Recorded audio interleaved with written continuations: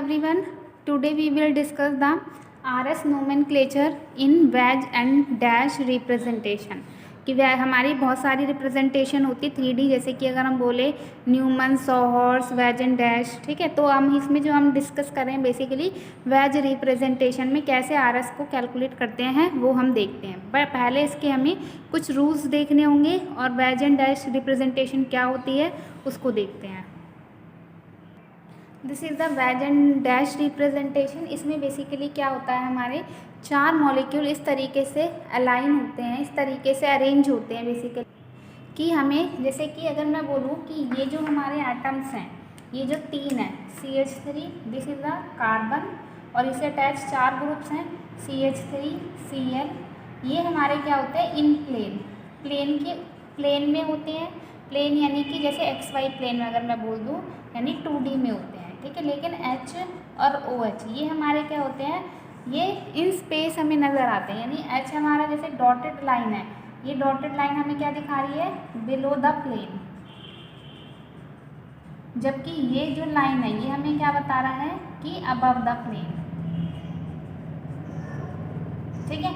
अब हम इसको देखते हैं किस तरीके से होता है। जैसे कि मेरे पास ये चार मॉलिक्यूल है, ये चार एटम्स हैं, सेंटर वाला कार्बन है, और अगर मैं इसको इस तरीके से लगा लूँ तो ये मेरा क्या है, ये इस तरीके से देखो, ये अगर मैं बोलूँ उसको CH3, Cl, और ये पीछे वाला मेरा क्या है डैश वाला हाइड्रोजन है, और ये OH है।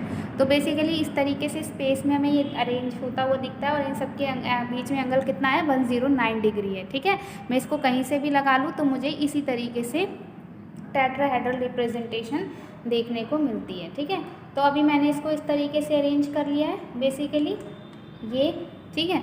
तो यहाँ पर ये मेरे क्या है, देखो इसको मैंने प्लेन में लगाया, तो जब मेरा ये हाथ आ रहा है बेसिकली इसको हाथ को उठा करके इसको लगाएंगे तो ये जो दो है ये तो दीवार पे लग जाएंगे, मतलब बोर्ड पे, और ये बोर्ड के आगे आ रहा है। यानी कि अगर मैं ऑब्जर्वर हूँ, ये मुझे सामने फ्रंट से दिख रहा है, तो ये अबव द प्लेन हो गया। अबव द प्लेन यानी कि ये वाली लाइन होगी डैश वाली, ये डैश नहीं सॉरी वेज वाली लाइन, और डैश वाली लाइन ये क्या है बिलो द प्लेन, क्योंकि ऑब्जर्वर के ये जस्ट अवे है, ठीक है, away from the observer. This is the towards the observer की तरफ। This is the ways and dash representation. अब इसमें किस तरीके से नोमेनक्लेचर होता है वो हम डिस्कस करेंगे।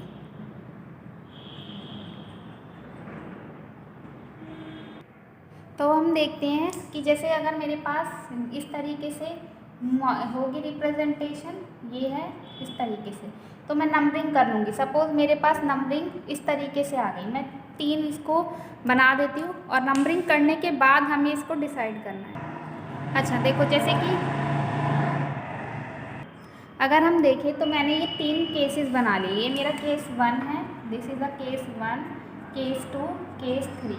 तो देखो इसमें क्या है डिफरेंस, हम देखेंगे 4th पोजीशन का डिफरेंस है। बेसिकली हमारे पास 4 डिफरेंट ग्रुप होंगे, और CIP रूल के अकॉर्डिंग हम चारों ग्रुप्स को नंबरिंग कर देंगे, और हम देखेंगे 4th, बेसिकली हमें 4th पे ध्यान देना है कि 4th ग्रुप हमारा कहाँ पर आ रहा है।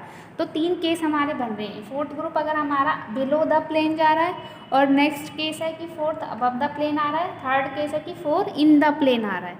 तो हमारा किस तरीके से ऑर्डर होगा मॉलिक्यूल्स का, मतलब बेसिकली किस तरीके से हमारा अरेंजमेंट होगा, तो हम 1 बाय 1 डिस्कस करेंगे। मतलब RS कैसे देखेंगे, अगर मेरा फर्स्ट केस देखेंगे कि जो 4th प्रायोरिटी ग्रुप है वो अवे फ्रॉम द ऑब्जर्वर है, यानी कहाँ पर है डॉटेड लाइन पर है, तो किस तरीके से हमारी RS नोमेनक्लेचर होगा। तो हमने ये एग्जांपल ले लिया जिसमें मेरा अगर नंबरिंग करें तो फर्स्ट ब्रोमीन आ जाएगा, सेकंड क्लोरीन, 3rd फ्लोरीन, और अकॉर्डिंग टू CIP रूल मैंने नंबरिंग कर दी है। अब मैं देख रही हूँ कि 4th ग्रुप मेरा कहाँ पर आ रहा है, that is away from the observer. ये हमारा मॉलिक्यूल है, और जिसमें 4th ग्रुप कहाँ आया है, अवे फ्रॉम द ऑब्जर्वर। तो हमें क्या देखना है, क्लॉक डायरेक्शन देखनी है, मुझे कहाँ से कहाँ जाना है, 1 से 2, 2 से 3, 3 से 4, इस तरीके से मुझे मूव करना है, ठीक है। अगर मैं यहाँ से देखूँ 1 यहाँ है, 2 यहाँ है, तो बेसिकली मैं यहाँ से यहाँ जा रही हूँ, ठीक है, मुझे इस तरीके से जाना है, ठीक है। तो अगर मेरी क्लॉक मूवमेंट 2 टाइप से होगी, या तो क्लॉकवाइज होगी, दैट इज मूवमेंट हमारी क्या होगी 2 टाइप से होगी, एक तो या तो क्लॉकवाइज हो सकती है या फिर एंटी क्लॉकवाइज हो सकती है, ओके। तो हम देखेंगे मूवमेंट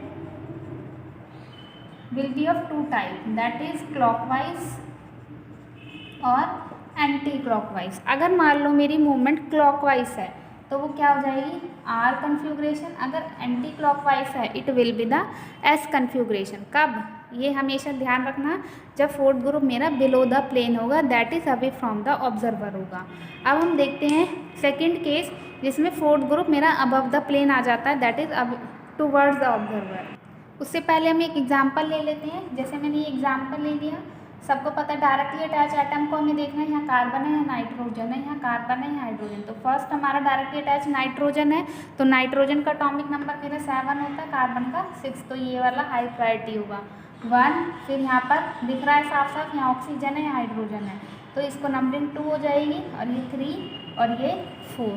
तो इस तरीके से हमने नंबरिंग करी। अब हम देखेंगे 1 से 2 जाएंगे, तो हम अगर इस तरीके से जाएंगे तो ये मेरी कैसी, देखो ये ध्यान रखना, इस तरीके से डायरेक्शन होती है। ये वाली होती है मेरी घड़ी की डायरेक्शन में, दैट इज़ क्लॉकवाइज, और घड़ी के अपोजिट अगर हम जा रहे हैं इसको, घड़ी के अपोजिट, देखो घड़ी ऐसे होती है 12 बजते हैं, ये मेरा क्लॉकवाइज है, और ये इसके अपोजिट जाना that is anti clockwise. Okay, तो अगर मैं देखूँ तो ये मेरा क्या है, इस तरीके से है, यानी कि ये वाली डायरेक्शन आ रही है, तो ये क्या हो गई एंटी क्लॉकवाइज हो गई। और फोर्थ ग्रुप मेरा कहाँ है, बिलो द प्लेन है, तो ये क्या हो जाएगी एस कन्फ्यूग्रेशन। ओके, यानी कि एस नोमेनक्लेचर हो जाएगा। अब हम देखते हैं नेक्स्ट केस।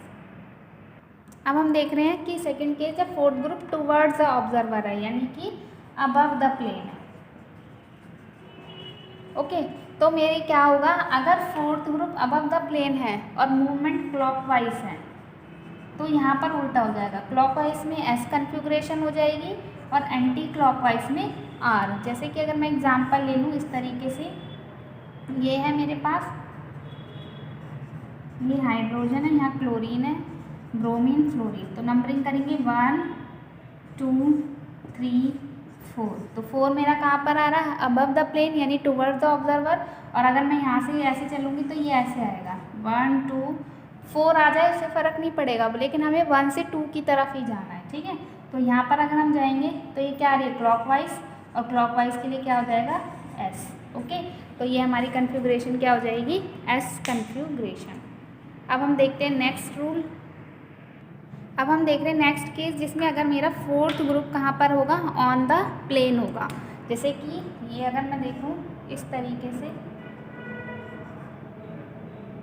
ये क्लोरीन है, ये डैश, ये वेज लाइन है, ये डैश लाइन हो गई, और ये हमारी इन द प्लेन वाली हो गई। इस पे भी हो सकता है या इस पे भी, बात एक ही है, इन द प्लेन में कहीं भी हो सकता है।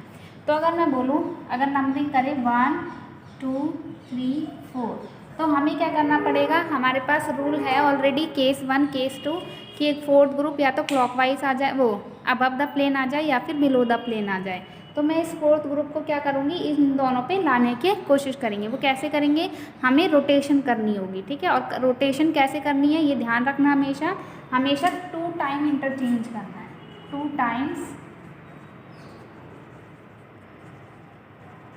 टाइम इंटरचेंज करने पे क्या होगा, कंपाउंड की जो एक्चुअल कन्फ्यूग्रेशन है वही की वही रहेगी। हमने बस ऑपरेशन कर दिया है, ऑपरेशन करने से क्या हुआ, जो मॉलिक्यूल था वो वही रहेगा। ठीक है, बट हमें 2 टाइम्स करना है। ठीक है, एक टाइम करेंगे तो कन्फ्यूग्रेशन चेंज हो जाएगी और कंपाउंड का आरएस हमारा गलत हो जाएगा। तो आपको ये याद रखना है 2 टाइम्स इंटरचेंज करना है। अब हम देखते हैं कैसे करेंगे। देखो, ये फोर्थ ग्रुप हमारा इन द प्लेन है, मैं इसको अबव द प्लेन भी ले जा सकती हूँ, बिलो द प्लेन भी, आपकी मर्जी है, क्योंकि आपको रूल दोनों का पता है कि फोर्थ ग्रुप अगर हमारा बिलो द प्लेन आ जाए, अबव द प्लेन हो जाए, तब क्या होगा। ठीक है, हम अगर सपोज मैं इसको, जो मेरा फोर्थ ग्रुप है, मैं इसको अगर इंटरचेंज कर दूँ थर्ड वाले से, ठीक है, तो क्या होगा, मुझे इन दोनों को भी एक्सचेंज करना पड़ेगा। तो यानी कि मैं इसको क्या कर रही हूँ, थर्ड वाले को इंटरचेंज कर रही हूँ 4 वाले से, और 2 वाले को इंटरचेंज कर रही हूँ 1 वाले से। ठीक है, तो क्या होगा, देखो इस तरीके से हो जाएगा, थर्ड वाले की जगह मैंने फोर्थ रख दिया, हाइड्रोजन यहाँ आ गया, फ्लोरीन यहाँ आ गया, एक टाइम इंटरचेंज ये हो गया, हमें दूसरी बार भी इंटरचेंज, यानी 2 टाइम्स इंटरचेंज करना पड़ेगा। तो यानी कि मुझे ब्रोमीन यहाँ लाना पड़ेगा और क्लोरीन यहाँ।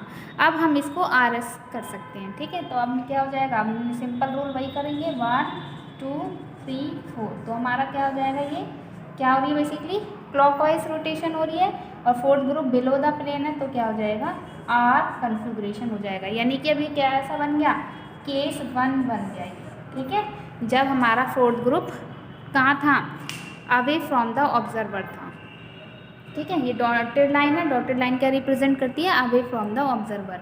तो अब हम केस 1 वाले से आरएस नोमेनक्लेचर निकाल सकते हैं। अब हम इससे रिलेटेड कुछ एग्जाम्पल डिस्कस कर लेते हैं। जैसे मेरे पास ये एग्जाम्पल है, ये भी वेज एंड डैश ही है, जहाँ पर वेज एंड सॉलिड लाइन और डॉटेड लाइन आ जाती है, this is a wedge and dash representation. अगर मैं देखूँ डायरेक्टली अटैच ऑक्सीजन है यहाँ पर, तो नंबरिंग 1 ये हो जाएगी, नंबरिंग 2 हो जाएगी, ठीक है। डायरेक्टली अटैच यहाँ कार्बन है, जबकि यहाँ ऑक्सीजन है, तो हमें ऑक्सीजन वाले को देनी है, ठीक है। Numbering 1 2, this will 3, this will 4, ठीक है। अब हम कैसे मूव करेंगे, 1 2, अच्छा आप देखो 1 के बाद 2 नहीं आ रहा मेरे पास, 1 के बाद 4 आ रहा है और 3 आ रहा है, तो 1 के बाद कभी भी हमें 3 पे नहीं जाना, हमेशा 1 पे 4 की तरफ जाएंगे, या फिर 1 से 2 की तरफ, 3 पे नहीं जाना। ये रूल्स है, ये आपको याद रखने हैं, ठीक है। तो मैं क्या करूँगी, यहाँ पर इस तरीके से यहाँ पर मूव करेंगे, तो ये हमारी क्या हो रही है, क्लॉकवाइज डायरेक्शन हो रही है। और फोर्थ ग्रुप यानी कि कैसा बन गया, केस 1 बन गया, कि fourth group away from the observer है और क्या है, क्लॉकवाइज रोटेशन है, तो यानी कन्फिग्रेशन विल बी आर। इस कंपाउंड का कन्फिग्रेशन हमारा क्या हो जाएगा, आर कन्फिग्रेशन, ठीक है, आर कन्फिग्रेशन हो जाएगी। अब हम देखते हैं नेक्स्ट केस। नेक्स्ट केस में हमारा किस तरीके से होगा, जैसे अगर मैं देखूँ डायरेक्टली अटैच यहाँ सल्फर है, यहाँ आयोडीन है, तो किसका एटॉमिक नंबर ज़्यादा होता है, आयोडीन का, और यहाँ क्लोरीन है, ठीक है, तो 1 इसका होगा, सेकंड हमारा क्लोरीन का होता है, सल्फर से ज़्यादा क्लोरीन का, थर्ड ये, फोर्थ ये। तो हम देखेंगे 1 से 4th पे जाते हैं, ठीक है, 3 पे नहीं जाएंगे, यहाँ नहीं जाएंगे, यहाँ जाएंगे, ठीक है। तो हम देख रहे हैं कि 1 से हमारा यहाँ पर क्या आ रही है, ये एंटी क्लॉकवाइज डायरेक्शन और fourth group below the plane, तो ये भी केस 1 वाला एग्जाम्पल है। तो हमारी ये क्या हो जाएगी, क्या हो जाएगा, कन्फिग्रेशन एस, ठीक है। तो हमारे ये एग्जाम्पल हैं, और आप कुछ एग्जाम्पल घर पे कर सकते हैं, जैसे कि मैं यहाँ पर कुछ एग्जाम्पल लिख सकती हूँ, आपको मुझे बताना है कि इसमें कन्फिग्रेशन आर होगी या एस।